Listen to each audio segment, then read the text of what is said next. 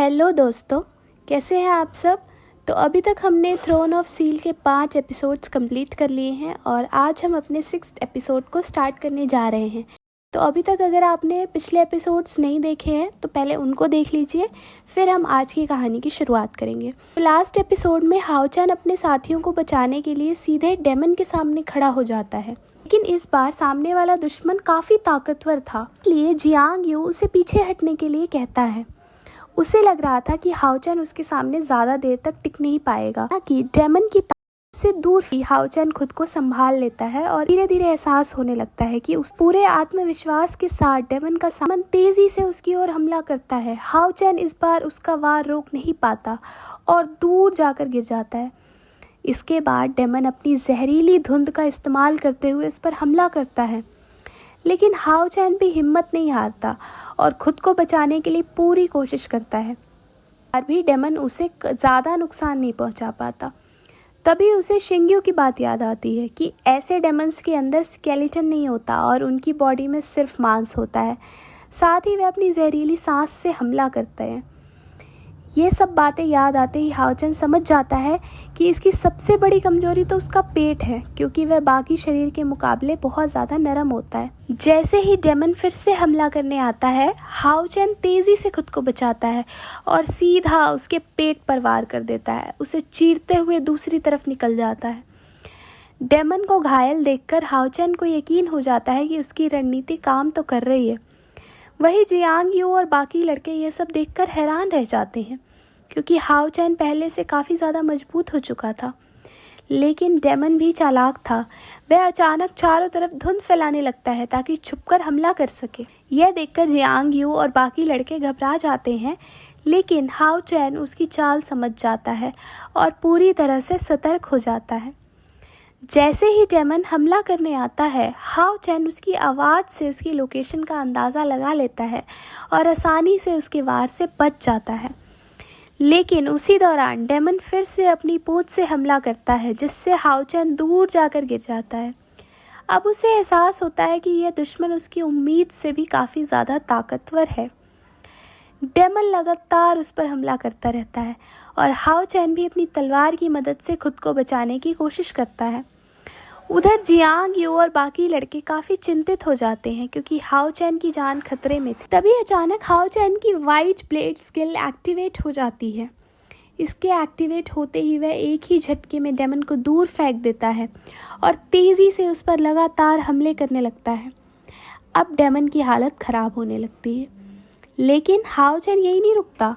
वह white blade की असली ताकत को भी एक्टिवेट कर देता है, उसे ख़त्म करने के लिए आगे बढ़ता है। इसी बीच डेमन भी अपनी जहरीली शक्ति से हमला करने की कोशिश करता है, लेकिन उससे पहले ही हाओचैन तेज़ी से उस पर वार करता है और उसे सीधा नीचे गिरा देता है। यह सब देखकर जियांग यू और बाकी लड़के पूरी तरह से हैरान रह जाते हैं, क्योंकि हाओचैन की स्पीड और ताकत दोनों ही कई ज़्यादा गुना बढ़ चुकी थी और आखिरकार हाओचैन उस डेमन को मार देता है। अब किसी को भी यकीन नहीं होता कि उसने अकेले इतना ताकतवर डेमन कैसे ख़त्म कर दिया। इसके बाद हाओचैन अपने गुरु शिंग्यू को धन्यवाद देता है, क्योंकि उनकी ट्रेनिंग के बिना वह ये लड़ाई कभी नहीं जीत सकता था। उधर जियांग यू को उसकी चिंता होने लगती है और वह सोचता है कि शायद हाओचैन घायल हो गया होगा, लेकिन हाओचैन उसे आश्वस्त करता है, चिंता मत करो, मैं ठीक हूँ और पहले से भी ज़्यादा मजबूत हूँ। इसके बाद बाकी लड़के भी उसके पास आते हैं और उसकी ताकत देखकर हैरान हो जाते हैं। वे उससे पूछने लगते हैं कि ये सब उसने किया कैसे और क्या वह उन्हें भी ये सब सिखा सकता है। लेकिन जियांग यू अंदर ही अंदर दुखी हो जाता है, क्योंकि हाओचैन इतनी जल्दी उससे कहीं आगे निकल चुका था। हाओचैन उसकी तरफ देखता है, लेकिन समझ नहीं पाता कि आखिर वह इतना परेशान है क्यों। बाकी लड़के उसे धन्यवाद कहकर वहाँ से चले जाते हैं। इसके बाद हाओचैन जियांग यू से पूछता है, क्या तुम मेरे साथ चलोगे? लेकिन जियांग यू मना कर देता है, जिससे हाओचैन और भी हैरान रह जाता है, लेकिन वह समझ नहीं पाता कि आखिर जियांग यू इस तरीके से बर्ताव क्यों कर रहा है। तभी अचानक आसमान में 2 फायर सर्कल्स बनते हैं, जिन्हें देखकर हाओचैन चौंक जाता है। उन सर्कल्स के अंदर एक लड़की और एक लड़का बाहर आते हैं। हाओचैन उनसे पूछता है, तुम लोग कौन हो? लड़की अपना नाम लिंग बोर्डिंग बताती है और लड़का खुद को लिंग भूपेंद्र बताता है। भूपेंद्र को लगता है कि हाओ चैन एक लड़की है, इसलिए वह पूछता है, क्या तुमने ही इस डेमन को मारा है? हाओ चैन जवाब देता है, हाँ, लेकिन मैं लड़का हूँ।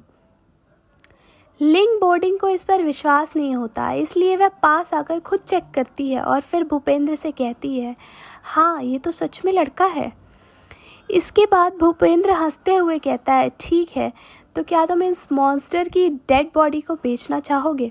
यह सुनकर हाओ चैन कंफ्यूज हो जाता है, क्योंकि उसे नहीं पता था कि ऐसा भी किया जा सकता था।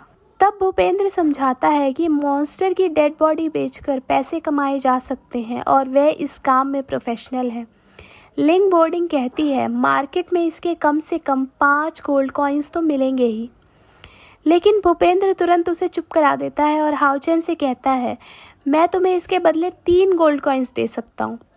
यह सुनकर लिंग बोर्डिंग गुस्सा हो जाती है और कहती है, बिजनेस में कभी धोखेबाजी नहीं होनी चाहिए, इसके जितने बनते हैं हमें उतने ही गोल्ड कॉइन्स देने चाहिए। इसके बाद वह खुद हाओ चैन को 3 गोल्ड कॉइन ऑफर करती है और मॉन्स्टर की डेड बॉडी लेने की बात करती है। हाओ चैन ये सुनकर खुश हो जाता है, क्योंकि इससे उसे पैसे मिल जाएंगे और उसकी माँ को काम नहीं करना पड़ेगा। वह इस डील के लिए तैयार हो जाता है और मॉन्स्टर की बॉडी उन्हें दे देता है। भूपेंद्र उसे अपने बैग में रख लेता है और कहता है, अगर आगे भी कुछ बेचना हो तो हमारे पास ही आना। हाओ चैन उनसे पूछता है, लेकिन मैं तुम्हें ढूंढूंगा कहाँ? इसका जवाब दिए बिना ही वे दोनों वहाँ से चले जाते हैं। कुछ ही देर में हाओ चैन अपने घर के पास पहुँच जाता है, जहाँ उसकी माँ वायु उसका इंतज़ार कर रही होती है। कई दिनों बाद एक दूसरे को देखकर दोनों बहुत खुश हो जाते हैं।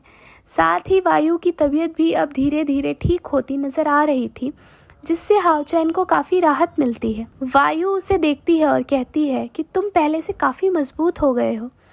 इस पर हाओ चैन हल्की मुस्कान के साथ कहता है कि ट्रेनिंग इतनी आसान नहीं है, मुझे तो सोते वक्त भी प्रैक्टिस करनी पड़ती है।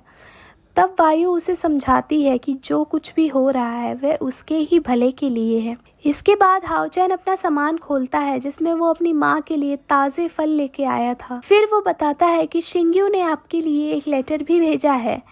वायु वो लेटर पढ़ती है और उसे पढ़ने के बाद उनके चेहरे पर एक अलग ही खुशी दिखाई देती है। फिर वो हाओ चैन को एक नया धागा दिखाती है। हाओ चैन उसे देखकर कहता है कि ये तो पहले से अलग लग रहा है। इस पर वायु उसे बताती है कि ये एक सेफ्टी धागा है जो उसे सुरक्षित रखेगा। तभी हाओ चैन पूछता है कि शिंग्यू के लेटर में क्या लिखा था, क्योंकि वायु के चेहरे की मुस्कान कुछ और ही कहानी बता रही थी। इस पर वायु कहती है कि उसमें तुम्हारी बहुत तारीफ की गई है। हाओ चैन थोड़ा झिझकते हुए कहता है, मुझे तो ऐसा नहीं लगता। तब वायु मुस्कुराते हुए पूछती है, क्या तुम्हें शिंग्यू पसंद नहीं है? हाओ चैन जवाब देता है कि वे अच्छे तो हैं, लेकिन मुझसे बहुत ज़्यादा प्रैक्टिस करवाते हैं। इसी दौरान वायु की नज़र हाओ चैन की उंगली में पहनी हुई रिंग पर पड़ती है। वो पूछती है, ये रिंग तुम्हें कहाँ से मिली? हाओ चैन थोड़ा घबराते हुए कहता है कि ये उसे उसके एक दोस्त ने दी है। वायु कहती है, क्या मैं इसे देख सकती हूँ? हाओ चैन हल्का सा हिचकिचाता है, लेकिन फिर रिंग उन्हें दे देता है। वायु उसे ध्यान से देखती है, जिस पर कुछ लिखा हुआ था, मुझे भूल मत जाना। ये पढ़कर वो मुस्कुराती है और हाओ चैन से पूछती है, क्या ये किसी लड़की ने दी है? ये सुनते ही हाओ चैन शर्मा जाता है और पूछता है, आपको कैसे पता चला? वायु बस मुस्कुरा देती है और रिंग वापस कर देती है। हाओ चैन जब दोबारा उसे देखता है तो वही शब्द फिर से दिखाई देते हैं। इसके बाद सीन बदलता है और हम उस लड़की को देखते हैं जो फिर से एक नए टेस्ट के लिए पहुंची होती है। तभी एक रहस्यमयी आवाज़ उससे पूछती है, क्या तुम चौथे राउंड के लिए तैयार हो? लड़की थोड़े उदास मन से सिर हिलाती है। तब वो आवाज़ बताती है कि हर राउंड में तुम्हें अपने 6 सेंस में से एक को खोना होगा और इस बार तुम्हें अपनी दृष्टि खोनी पड़ेगी। ये सुनकर लड़की के चेहरे पर साफ डर और दुख दिखाई देता है। फिर भी वह चुपचाप खड़ी रहती है। उसके मन में अभी भी हाओ चैन की यादें चल रही थी। तभी टेस्ट शुरू हो जाता है। एक अजीब सी पावर उसे हवा में ऊपर उठाने लगती है। फिर उसके सामने एक रहस्यमयी तलवार प्रकट होती है और देखते ही देखते उसकी कई कॉपियां बन जाती है। इसके बाद वे सभी तलवारें लड़की के शरीर से जुड़ जाती हैं। तभी उसकी आंखों से एक अजीब सी ऊर्जा निकलने लगती है और कुछ ही पलों में उसकी दृष्टि पूरी तरह चली जाती है। दूसरी तरफ हम हाओ चैन को देखते हैं, जो कहीं बैठा हुआ आसमान में चांद को देख रहा होता है। आज उसे चांद कुछ ज़्यादा ही खूबसूरत लग रहा था। वह धीरे से कहता है, क्या तुम भी इसे देख रही हो? तभी अचानक एक मैजिकल बटरफ्लाई आकर उसकी रिंग से टकराती है। ये देखकर हाओ चैन पूरी तरह चौंक जाता है। इसके बाद कहानी 1 साल आगे बढ़ती है और हम मून सिटी के अंदर पहुंच जाते हैं। यहाँ हाओ चैन को दिखाया जाता है, जिसे शिंग्यू ने भी यहाँ भेजा था ताकि उसे एक नया चैलेंज मिल सके। लेकिन अभी तक उसे कुछ खास महसूस नहीं हुआ था और वह खुद भी जानना चाहता था कि आखिर उसका अगला कदम क्या होगा। वहीं दूसरी तरफ शहर के लोग उसे देखकर हैरान हो रहे थे, जैसे वो कोई आम इंसान ही ना हो। तभी हाओ चैन को एक बड़ा सा टेम्पल नज़र आता है। वो तुरंत उसकी तरफ दौड़ पड़ता है। जैसे ही वह गेट के पास पहुंचता है, दरवाज़ा अपने आप खुल जाता है। हाओ चैन अंदर जाता है और उसके पीछे गेट अपने आप बंद हो जाता है। अंदर का नज़ारा देखकर वह पूरी तरह हैरान रह जाता है। वो एक लिफ्ट जैसी जगह में खड़ा था, जहाँ से बाहर का दृश्य बेहद शानदार दिख रहा था। कुछ ही देर में वो ऊपर पहुँच जाता है और उसके सामने एक और दरवाज़ा खुलता है। अंदर जाने पर उसे एक और विशाल टेम्पल दिखाई देता है, जो असल में मून सिटी का वॉरियर सब टेम्पल था। हाओ चैन उस तरफ बढ़ने लगता है और यहीं पर एपिसोड ख़त्म हो जाता है। तो बताइए दोस्तों, आपको ये एपिसोड कैसा लगा?